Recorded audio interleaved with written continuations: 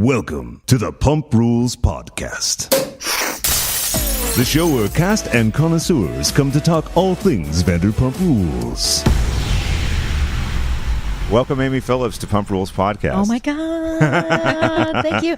Peter's borrowed caftan.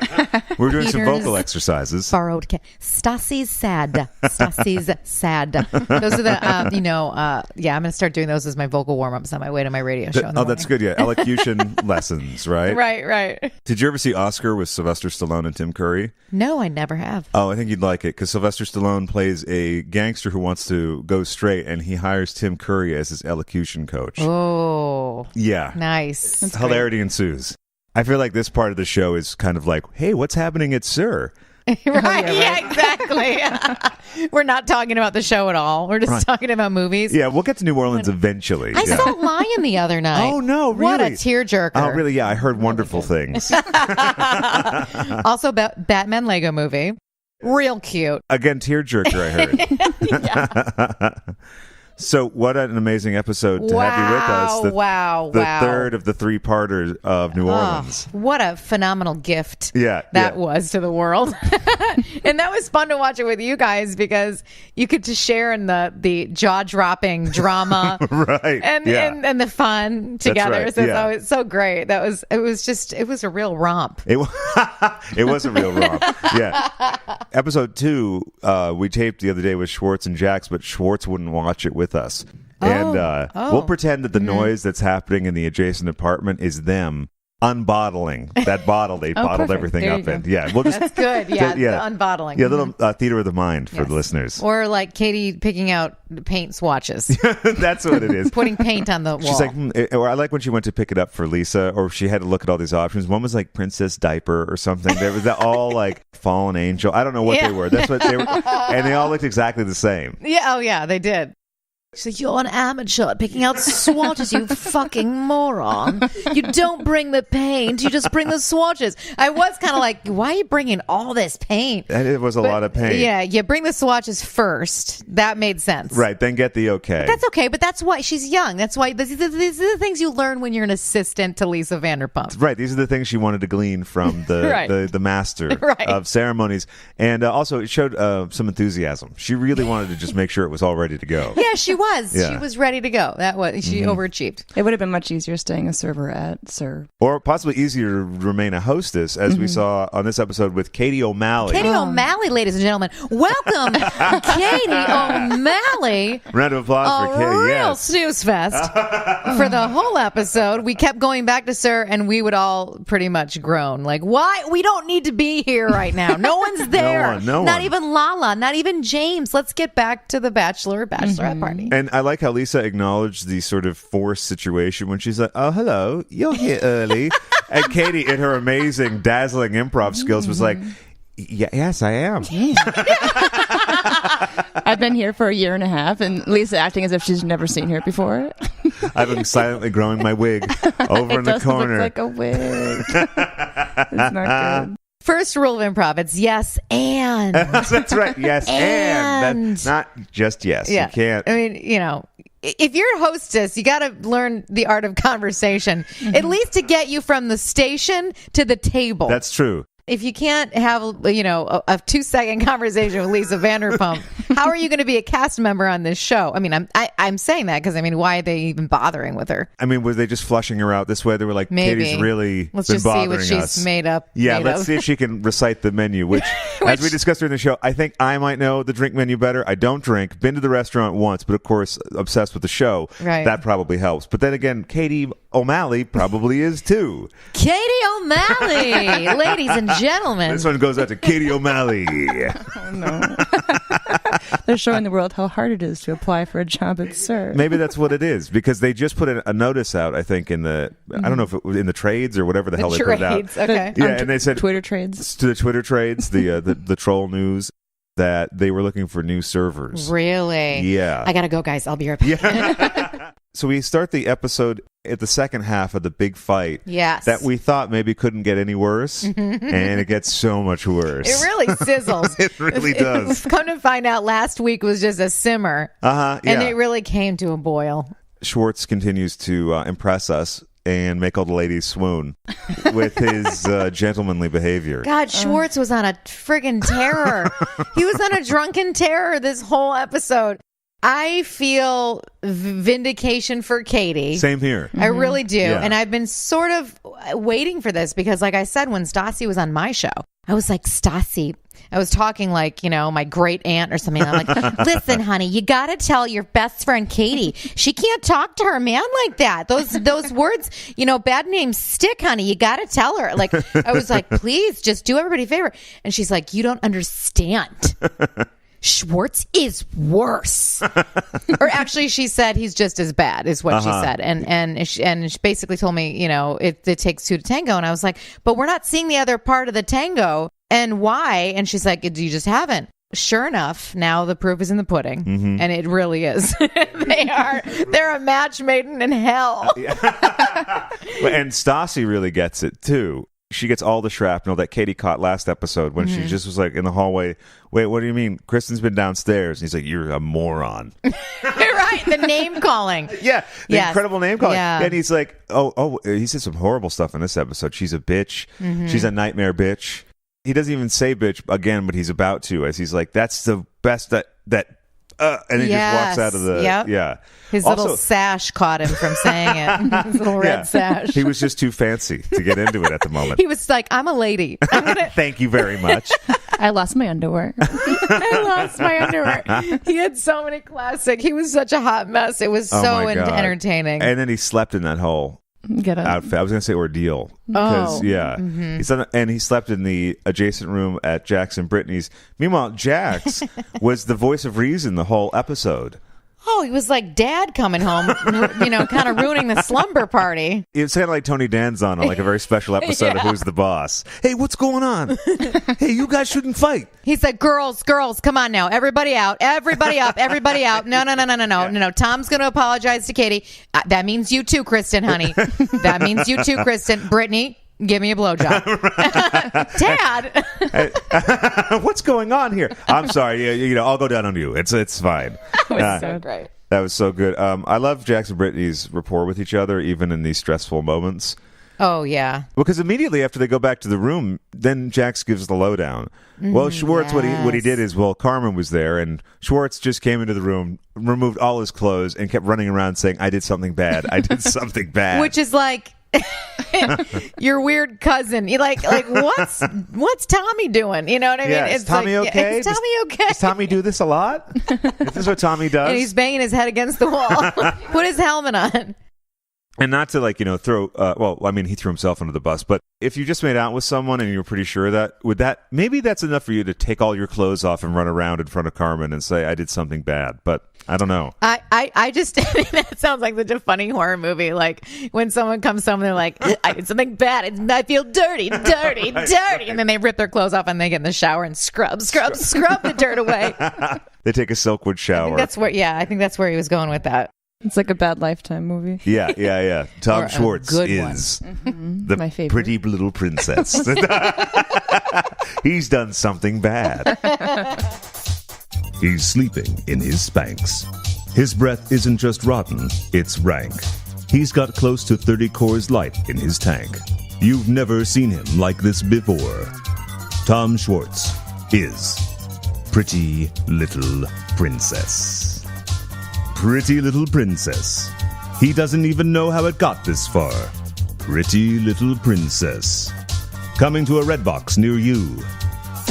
No one could get enough Four Loko. Everyone was reaching for the Four Loko. There was the one giant can. What is Four Loko? Oh, so is that alcoholic? Well, it's a knockoff the original one because it had like a Red Bull upper, I think, and an alcohol, which sent people to the hospital if they drank too much. Intense. So. Oh, I remember that being in the news. Yeah. Oh, now it's coming back to me. Part one of that whole scene up in the room where Katie's wearing the fiance shirt, she's drinking the Four Loko, and when she's like, I wanted to protect Tom, then Kristen grabs it, and then Kristen, she actually has an apprehensive face. She looks at it and is like, I don't want to, okay, I'm going to have to drink this. Then drinks it. And then while Katie's talking about something, Brittany crawls over her to get it off of the side coffee table because, there's a lot of emotions going on. It's an addictive drink, it sounds like. It looked like there's nothing else on the table. It looked like the last choice, but everyone's clamoring for something to try to knock them out. Yeah, they're trying to match the Pretty Little Princess.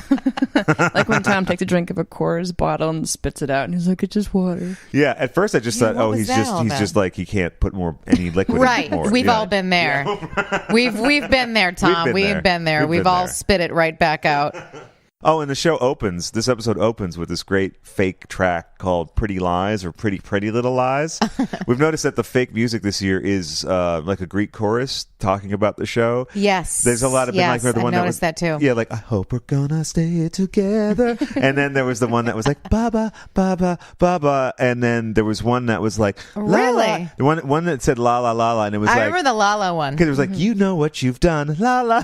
I was like, what an unbelievable coincidence that they found this. So they have someone who's like composing original scores? See, I think so. Either that or they're sifting through all the people. But it sounds too similar, the tracks, to be... Yeah, the tracks are very similar. It's like the same singer, I know. Even and like similar to last year, too. Well, you're a voice artist as well, so you have that ear. I got that ear, baby.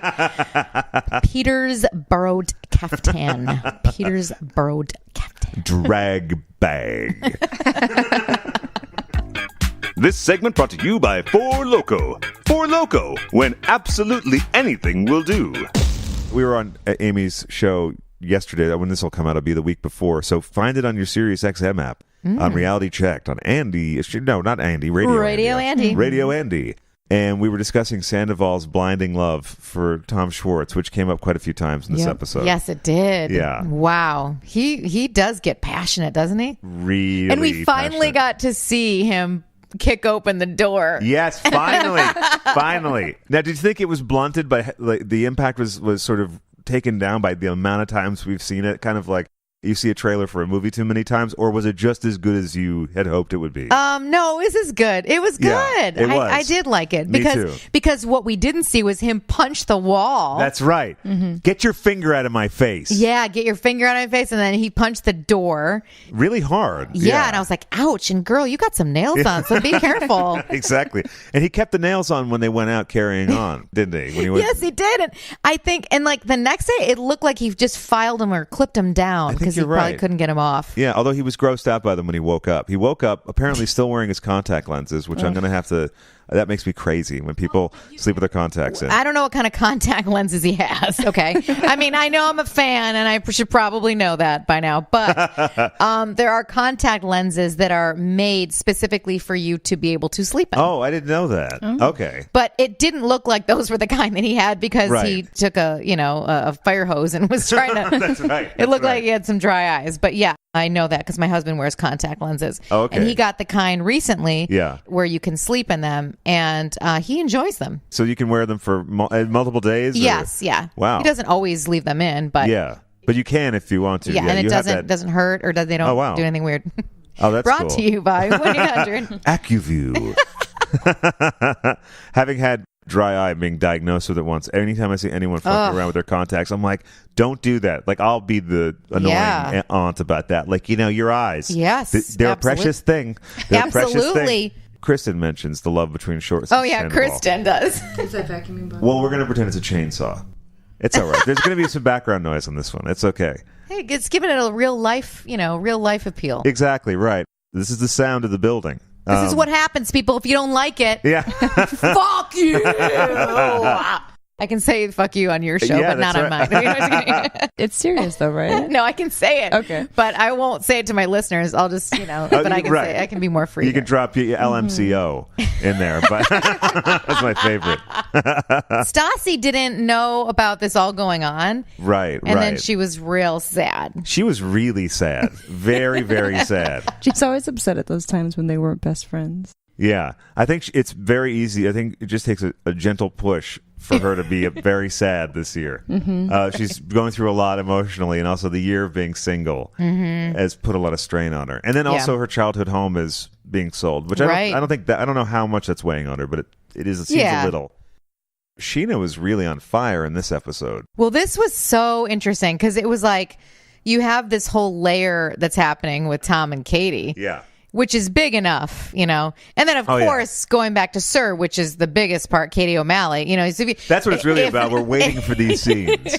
So, I mean, if those two things weren't enough, then you add in this horrific foreshadowing of Sheena and Shay's demise. Right. And they're spelling it out for us, but by pointing the finger elsewhere, which is so crazy. It's so ghoulish, and it's like begging for the worst karma. By saying things like that about people's relationships. I mean, I feel not that sad they were for them. wrong necessarily what they were saying, but it was so awkward. And the money thing was weird too, because then refresh my memory. Didn't he, because there was like an article, there were news was out there about him emptying their bank account and then like disappearing. Exactly. And she says, what, like I'm going to be worried that you, like drain all our bank accounts or something. Oh my God. And there's a pause and he goes, well, maybe. He says, he actually confirms it. And then later on brings up the joint bank accounts again. What did he say about the joint bank account later? I didn't catch that. Well, neither did Sheena because she wasn't listening. No, she's like, that was great.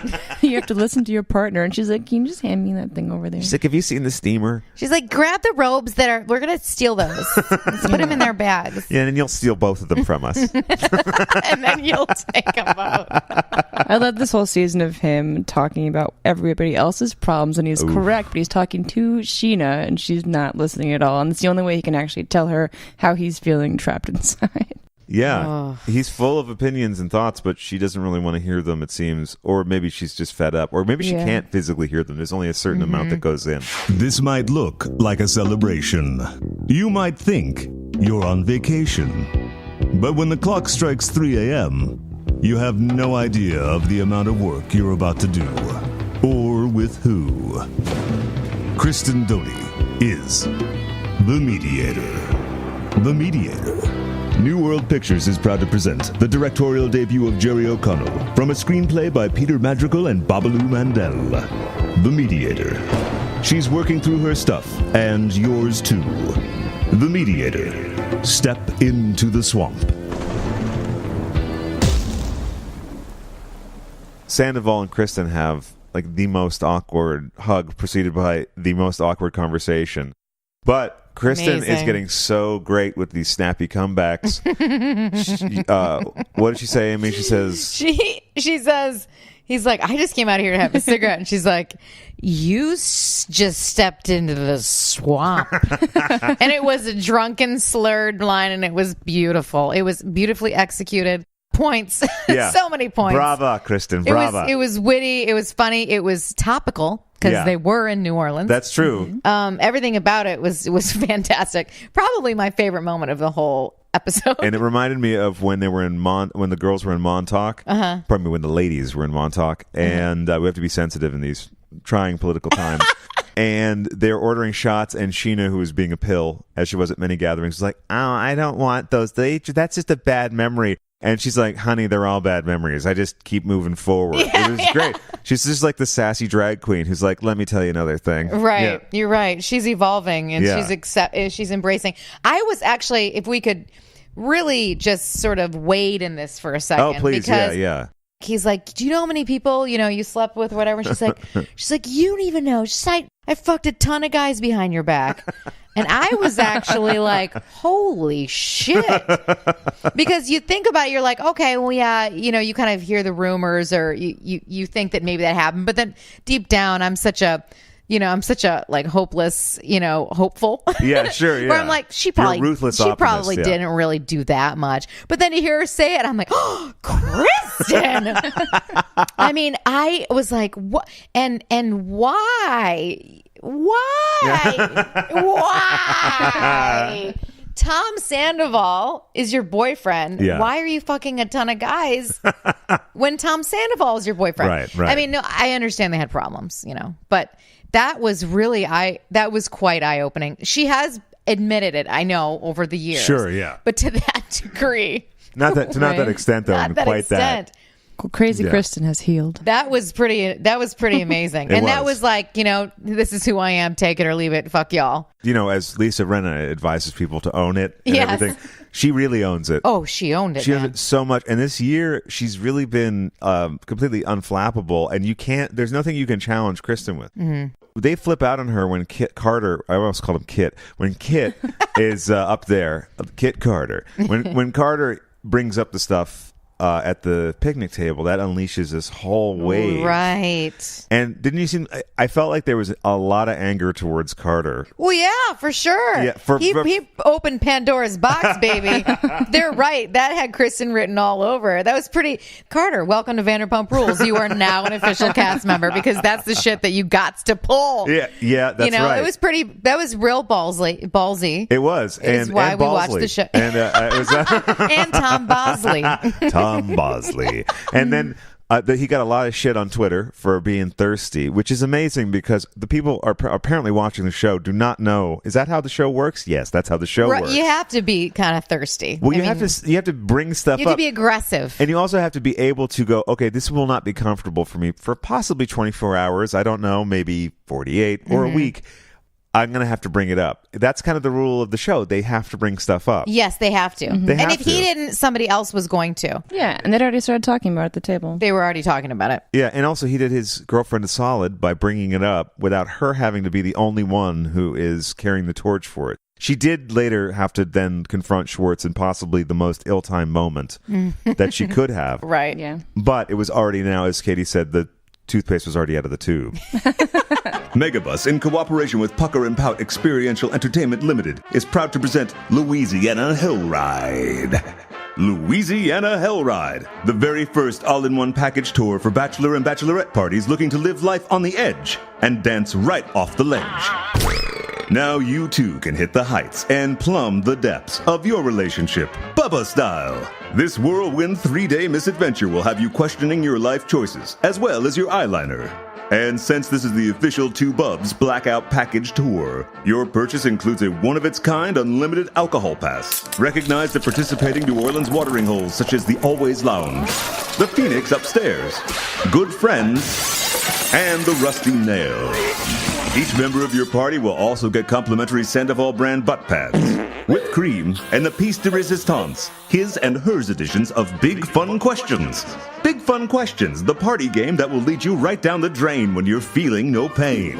So call your travel agent now and buckle up for your trip on the Louisiana Hellride. Louisiana Hellride. The Big Easy has never been more difficult.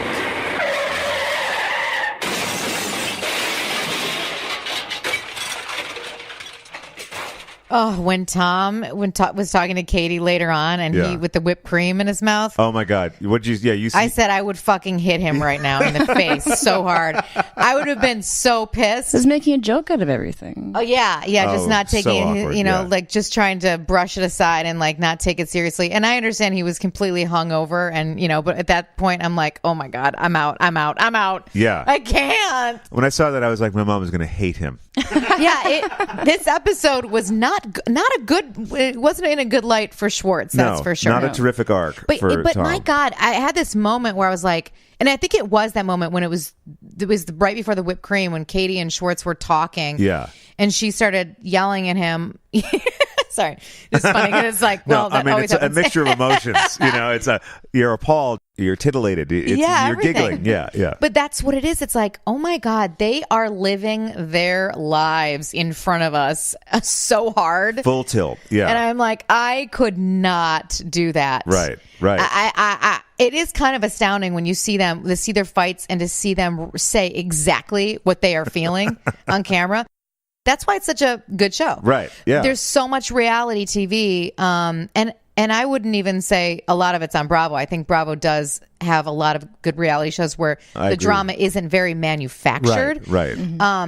But man, they really don't hold back. At all. And you think you've sort of seen the depth that it can go to, and then they keep going deeper and deeper. Like this season, you don't really expect... I mean, I guess you sort of expect heavy shit with them, but after, say, the season where we find out that Jax and Kristen were together, that was so crazy. that you think, oh, okay, well, we'll never see the heights like that again. But no, we are. Yeah, I mean, their relationship is tumultuous as F, as they say, as the kids say. I mean, it is so tumultuous that it really has you on pins and needles about, like, they should not be together. They should be together. Oh my God, they should never be together. Oh my God, they're made for each other. Yeah, There's so many different aspects of it. And it's going to be interesting to see where it goes and how it evolves. Right. It's intense, man. And I think this New Orleans trip, proved that Tom and Ariana are an issue with Schwartz and Katie's relationship. When one or the other is always running to them for advice or something, it just all proves to be true that it's not just Katie going crazy or being irrational. And also, you're being generous when you say that when they go to Tom and Ariana. When you say they, what you really mean is Tom. Because what Tom does... He's getting what he wants to hear also. Yes. Constantly from Sandoval. He's like, I'm right. And that just digs a deeper hole in their relationship. Right, and then Sandoval gets all turned up in support of him because he's the picked on one, or he's the the battered wife. That's right. He said, how many times did he say that? Twice in this? Yeah. Maybe. He said it at the crab lunch. Crab picnic, yeah. Crab picnic, and then again when he punched the wall and kicked the door. Which I appreciate, but then it gets into this whole, like, really annoying stereotype when guys are like, man, you just have to, like, let the wife do this to you, and, like, you just have to, like, lay down and take it. And women are crazy, which is so unintelligent and annoying. Katie made it an incredible point, which, again, this was her episode to be vindicated. Yes. She said that, you made a choice. He's like, you were horrible the first couple years. And it's like, what the fuck did you stay around then? Get out. That's your fault, bro. Absolutely. And it's her fault too. It's both of their faults. And for staying together in relationships where you're not happy. And the only reason why I can say that is because I've done that too. Sure, yeah. But I got out. You know what I mean? I got out and then I found the right person. Yeah. And it takes a lot to do that. It takes a lot to do that. Sure. It's so comfortable to not take a risk and move forward. And so they made the choice to stay. Right. It obviously got better. And usually those things don't. Not to say like everything's perfect. I mean, but at least it's evolved into something good. Right. But she was like, you made the choice. It's my favorite line from the movie Airplane, where the guy's like, they bought their tickets. I say, let them crash.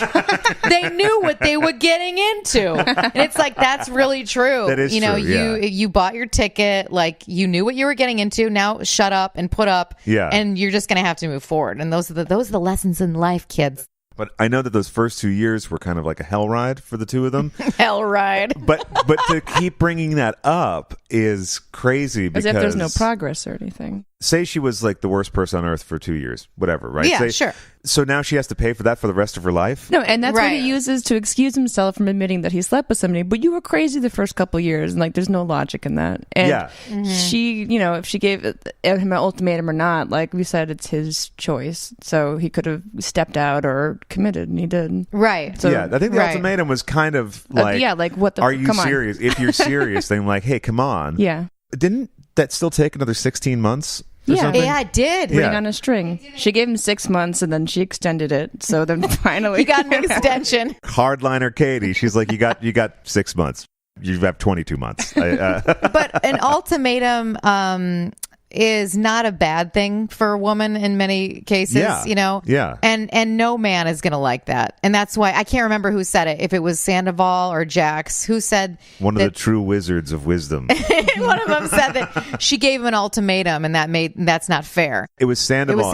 And actually the way that was cut together, it kind of freaked me out a little bit about Sandoval because it seemed like he had this underlying anger about their relationship, which maybe stems from his issues with Kristen, because they were all going out together at about the same time. And I don't know, maybe he's conflating the two things, but when he's like, the ultimatum, and like no one's talking about it. No one's talking about how fucked up that is. Well, yeah, no one's talking about it because after a while, it's not your business. No. And they seem to be wanting to do this jointly unless Schwartz is saying something to the contrary. So...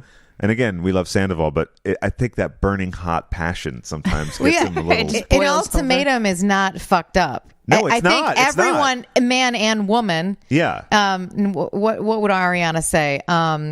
Gender, non-gender specific, whatever. Non-gender specific person to non-gender specific person. That everyone should have an ultimatum for their life. Like, if you're not getting your needs met by a certain point, get the fuck out. Yeah. There's no reason to waste any time because you're wasting the other person's time too. That's right. And sometimes people like Tom Schwartz and other guys or even women, like just the way they are. Sometimes a deadline is a good thing for people. True. You know what I mean? No, it is. And also, you know what? If he didn't want to do it, he had the option to, after the 6 to 16 month period, get out. And actually, it's doing the right thing to communicate. This is how I feel. Doesn't everyone talk about how people are supposed to communicate their feelings? Well, how are you supposed to? You're supposed to hint that you're really wanting to get married. I mean, he kind of heard the hint, ignored the hint, right, and then got her a ring on a string at a wedding.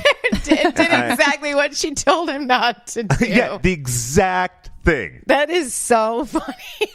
Why did he do that? He's a bit of a goober with timing, I think. Was sometimes. Did he do that on purpose as a dig, or was that genuinely he thought it was going to be sweet? I think he really thought that was going to be. Even now, when we goof on him, he kind of goes like, "Oh, he's bashful about it." I really think he thought it was a super sweet thing to do.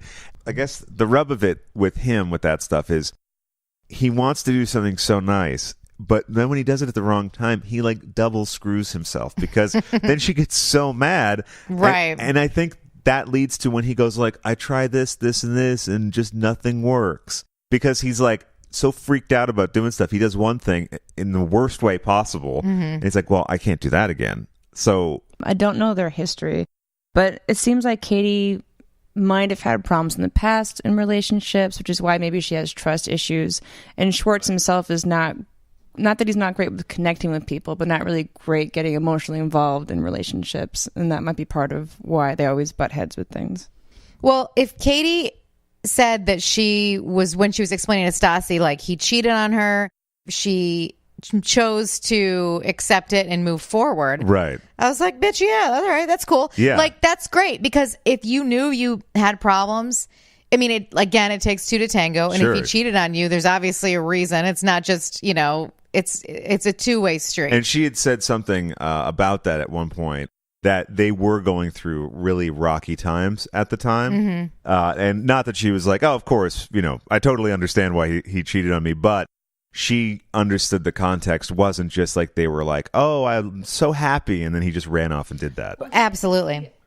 It reminded me of thinking like this was in the height of when Vanderpump Rules was sort of probably up and running and they were celebrities at that point. Right.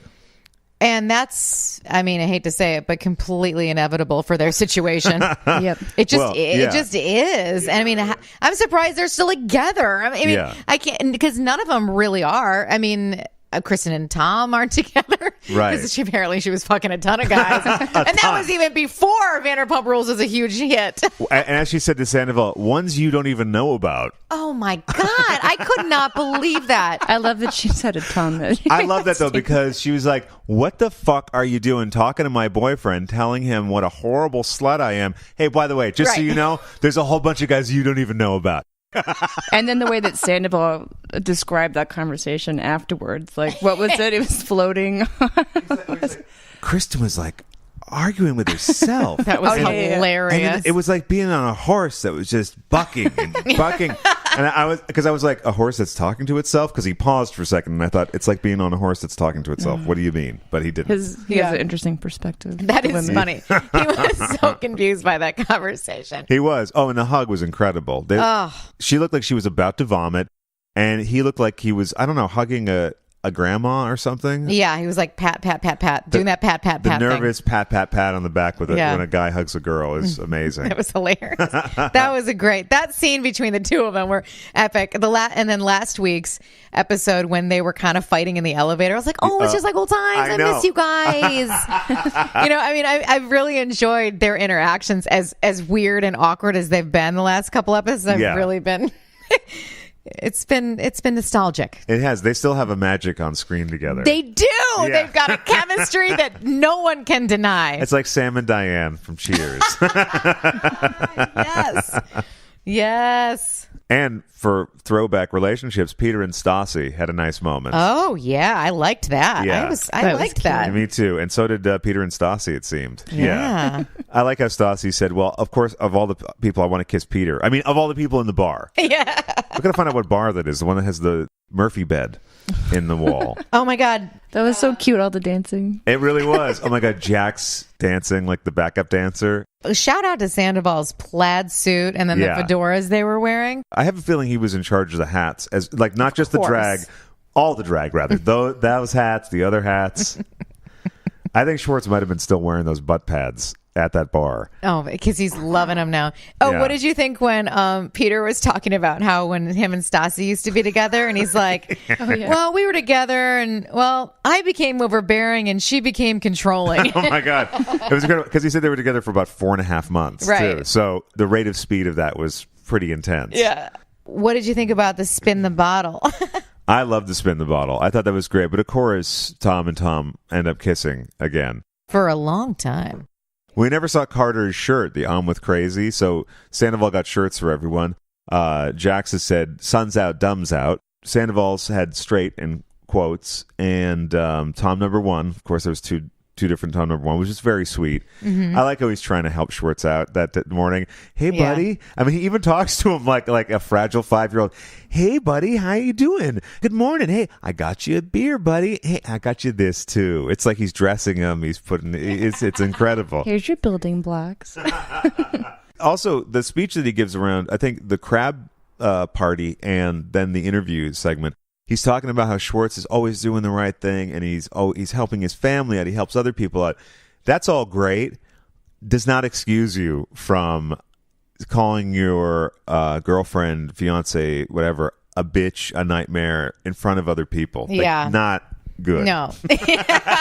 One doesn't cancel out the other. Yeah, exactly. It does not work like that. And I noticed that, I mean, the guys can sort of rev each other up. And then they'll talk about the girls revving each other up. Oh, yeah. There was a lot of that. There was. Jackson Schwartz in the last episode here, they were like, oh, the girls. And then Jax even threw in, well, you know, when the girls and Katie have that tequila. And I was like, huh? When you have 50 cores each. Like all the guys drink more. Well, Fireball doesn't affect you in the same way. You just keep doing shots of that, and it's nothing. Yeah. What did that bartender who was pouring the shot say? God.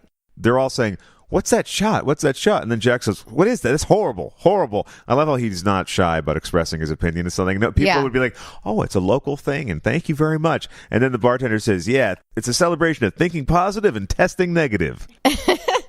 One of the things that Schwartz said when he was on his insult binge. Oh, yeah. His drunken insult binge. It's roast. Yeah, it was like a roast. Everyone, and he said to Stassi, he's like, yeah, Frank, Jax, Patrick, good run, Stassi.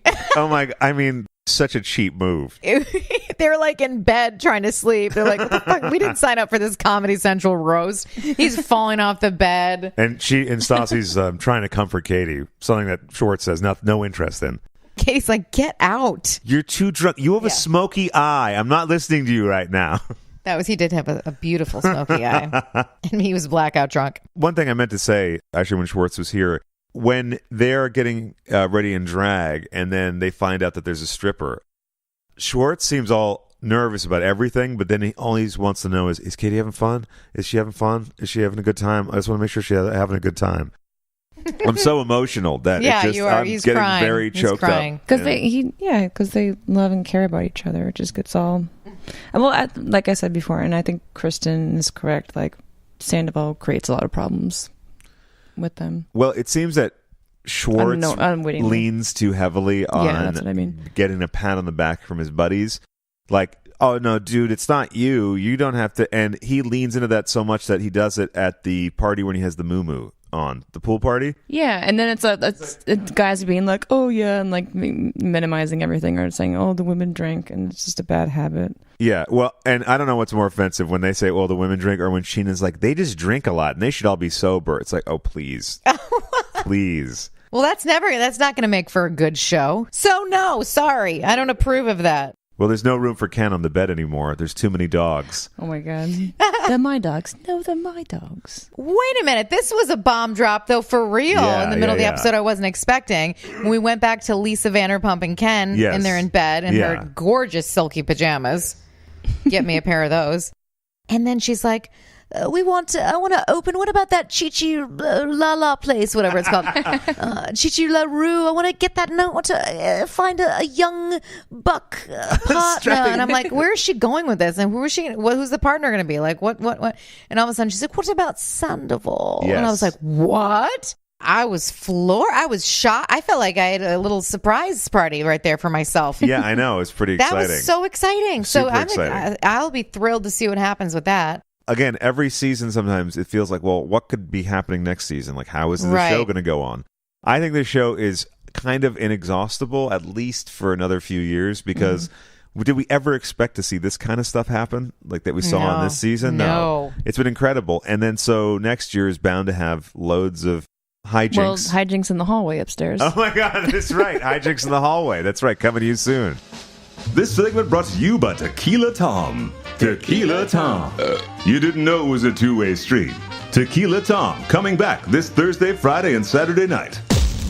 I know you're a big James Kennedy fan. Are you missing him? This drama is so good that I don't miss him at this point, only because everyone else is bringing it. Yeah. There were like lulls in the episodes earlier where I was like, you know, when they were kind of going after Lala and that whole thing, it was sort of like, you guys are sort of inventing drama because there's nothing going on. And in a way, I thought everyone seems pretty normal and balanced at the beginning of the season. So I was like, they're just trying to find something, which was fine. Sure. And it was a way to deal with the whole Lala thing because I feel like a lot of the drama with that is stuff that's sort of breaking fourth wall that they wouldn't necessarily talk about. Because they talk about social media, but they can't really address now that you're on the show. Do you know what I mean? Yeah. So there was a lot of the social media stuff and then the back and forth. And I think it also served their purposes to sort of build Katie into a sort of villain. But Lala called her fat. No, I know. But amazingly, people took Lala's side. I could not understand it. We got a lot of crap for not being pro Super Lala. I'm like, what do you like about this girl? What do you know about her? I know. I mean, like people online were freaking out about her. Yeah. And she called her fat. She called her horrible things. Yeah, that over and over. That was not cool. But so I'm kind of glad that whole thing is over with, and now we're in the real stuff. Yeah. James Kennedy. I'm just a little bit sad that Lisa might be kind of like done with him. I think she's really done with him. Because I thought he was back working there, but we asked Tom and Jax yesterday, and they said he hasn't been around at all. Oh, bummer. I had real high hopes for him. You know, I thought, he would sort of burn bridges a couple times, but he would, somehow pull it together and get on Lisa's good side again. And I like good foot with him. I do. Get on the good foot. Good foot ice cream, man. Yeah. So that's disappointing to me because I'm a big James Kennedy fan, and the thing I like about him is that he's passionate about what he does. Yeah. And frankly, most of the cast of Vanderpump Rules doesn't have a passion for anything. I mean, I hate to say it. And that Four Loko stuff, but that's right. They don't. You don't really see them pursuing things that they are super passionate about. Stassi's podcast, other than that, great. Awesome. Like she's super passionate about her podcast. She's really, really good at that. Well, there's Vegaholic now, Kristen's. Right. Yeah. Yes. And book. That's right. Oh, she's doing a book on internet detecting how to. Oh, that's brilliant! Isn't it great? A humorous look at how to basically stalk. Yes, exactly. That's amazing. Isn't that good? That would totally take off like Brandy's first book, I bet. I'm glad you specified Brandy's first book because the second one was so rotten I couldn't finish it. But that's why I love James, because he was passionate about something and he was putting himself out there. And I mean, I'll never forget the day at that dog park when it was like Lisa's thing. And he was just like, with the owner of a 1992 Hyundai Got your keys? It's got a Mickey Mouse key on it. It'll be up here. And right after he's like, "Oh, jealous! They're jealous of me. I'm killing it." I know. He's like, I'll kill it at the dog park. I'll kill it at Sir. I'll kill it at Pop. I don't care. I'm like, I love that because he has that sort of unbridled passion, which I appreciate. Which is why I think that is it bleeds into that ego. Yeah. And then it bites him in the ass when he drinks too much, and so. I'll miss that. I don't know if he'll be back on the radar. We'll see. I hope he is, because he's good on the show, because unlike Lala, he actually gives of himself. Like, as annoying as he might be to some people or whatever, he's very much himself, and he's like he's bleeding out like everyone else. Right. He does have that vulnerable side, and he cries. Send over. My parents are splitting. Thomas. And he can go lightning quick from like, "Oh, you're fat, you're pregnant looking, oh, you're slut. My parents, oh." You're like, don't you learn? You can't say shit like that. Come on, man, we're pulling for you. Yeah, and I agree. I know it was great for TV, but when everyone went to his gig where he's performing his new song. And Sheena, I know Sheena's made music in the past, which is like, it's like a car accident. I'm like, he's actually doing something. Like, well, you're not creating I didn't even think about that. That's Sheena worked with him, and he had, according to Kristen, they had to lose a whole section of the song because Sheena just couldn't. She couldn't keep up with the lyrics. Yeah, because they were too fast. I didn't like that she insulted James like that. He wrote everything. Didn't he do "Shake That"? That was his. He wrote that for her. Yeah. And I liked the song that him and Lala did. Oh, "Feeling You." Yeah, I liked that song. I did. When is Lala's EP ever coming out? Well, she's posted another video recently of her singing late night into the computer. Oh, good. She's doing Instagram videos or something? Yeah. Great. YouTube? Oh, that's great. Her and Fifi O'Hara should do a duet. Well, Amy, thank you so much for joining us. Yeah. Thanks so much. I love talking to you guys. It's so fun. Thank you. So much fun too. with you. Thanks again. Bye. Find us on Instagram and Twitter at PumpRulesPod, or go to PumpRulesPodcast.com for more information.